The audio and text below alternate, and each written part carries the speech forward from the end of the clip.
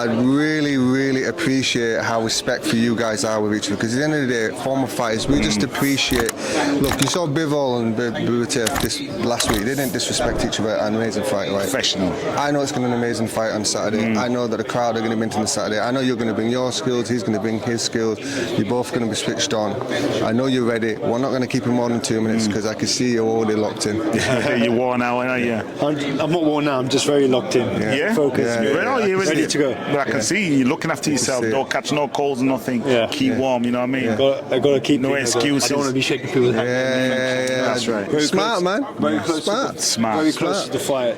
Smart, man. It's very hard that you might be catching a cold. Definitely. Especially when you're making weight as well, because you're obviously depleting your glycogen levels down. 100%. But could you have asked for a better press conference today? Do you know what? It's been a very calm press conference. We both are very respectful with each other. It's more of like I find it like a podcast today. Because normally when I'm in the press conference, I might be saying like, expect a knockout, expect this, expect that. It's nothing like that. Was he entertaining for you today? It was very entertaining. It was very entertaining.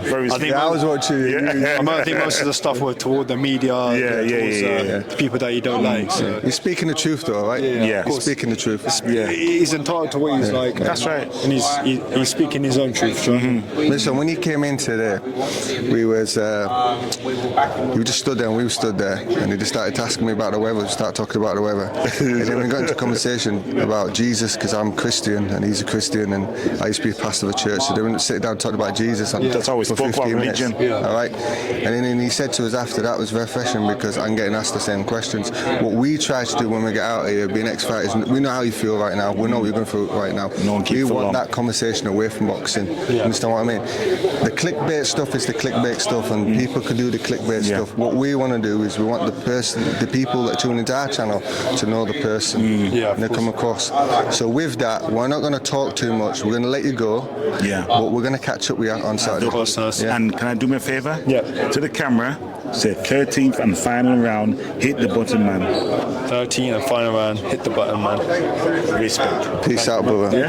Go do your thing. You've got it on Instagram, haven't you? Yeah, so you'll get that. You'll see that. All right, respect. Gives a little chat, No problem, fire away. What's the questions? We're here with the management team of the main event at the weekend, and we've been respectful of the fighter because he's trying to make weight, so we just had a quick chat, but we're going to ask some questions to the manager. How do you feel that everything's gone in preparation?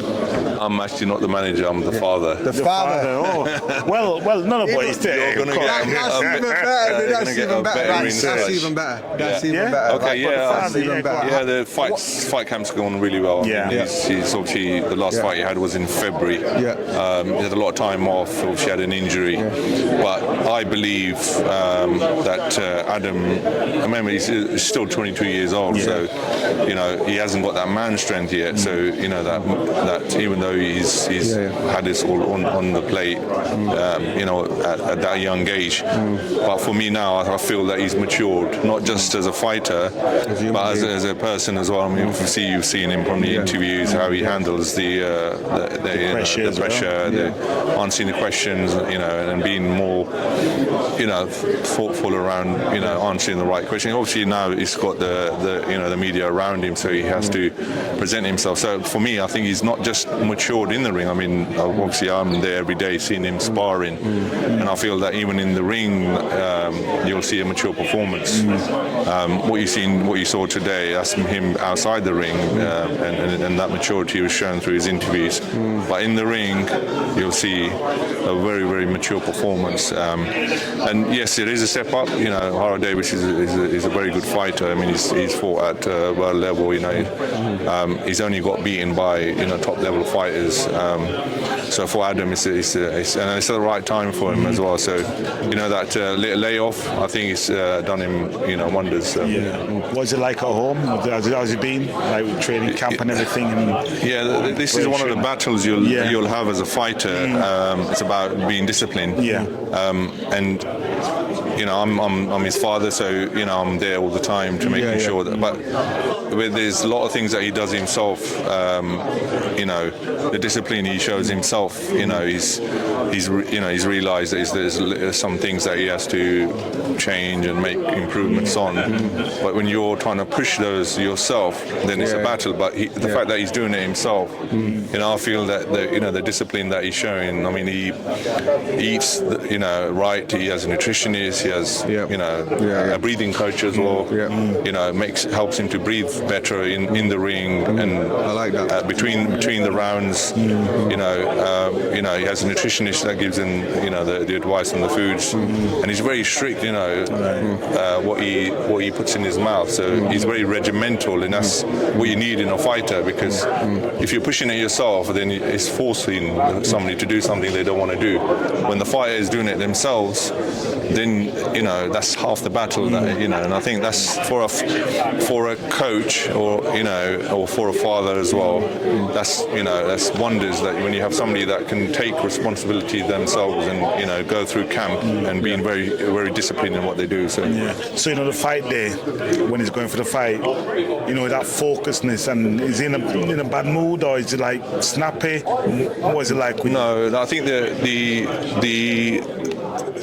snappiness is, obviously up till making the weight. The fight day is just the weight issue's gone, made weight. He's very relaxed. I mean, he's a person that has high dopamine levels, and if he controls his dopamine levels, then he's a very effective fighter. I mean, it's like he does hundreds of rounds of shadow boxing in his bathroom or in his bedroom. So he's very focused, and you just want to unleash him, and that's what that fight day is. The discipline, the making weight is where he gets irritated, because obviously he's trying to make weight. But on fight day, he's 100% focused.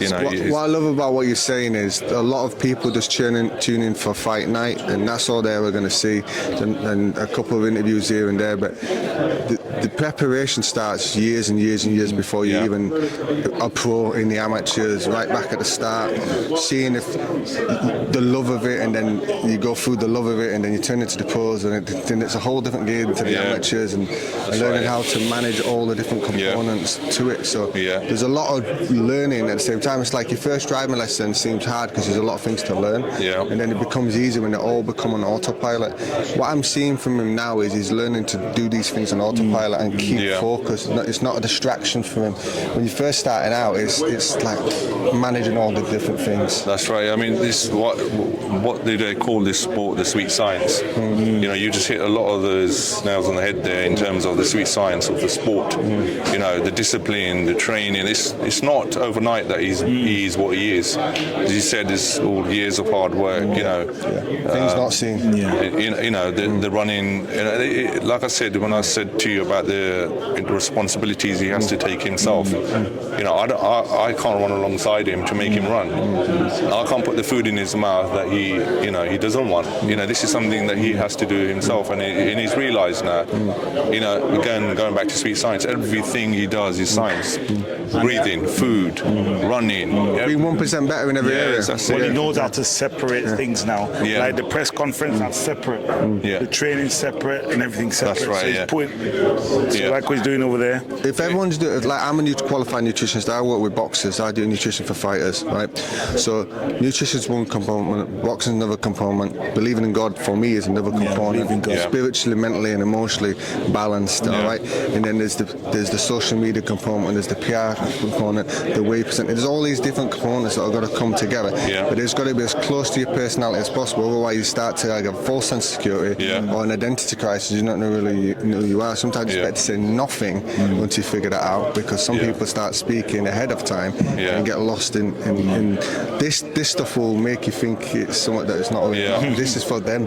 It's like a jigsaw piece. You get the pieces and you don't see the picture until you put the pieces in That's place. right. And I feel now that you've seen the picture, you're going to see this picture in this fight. Maybe there might be some pieces that are not fully in place, but that's going to be minimalized because come together sooner or later. So I went to university, but his university is in the gym. He's got a great professor in terms of Shane McGuigan giving him the guidance, and Shane's proven it.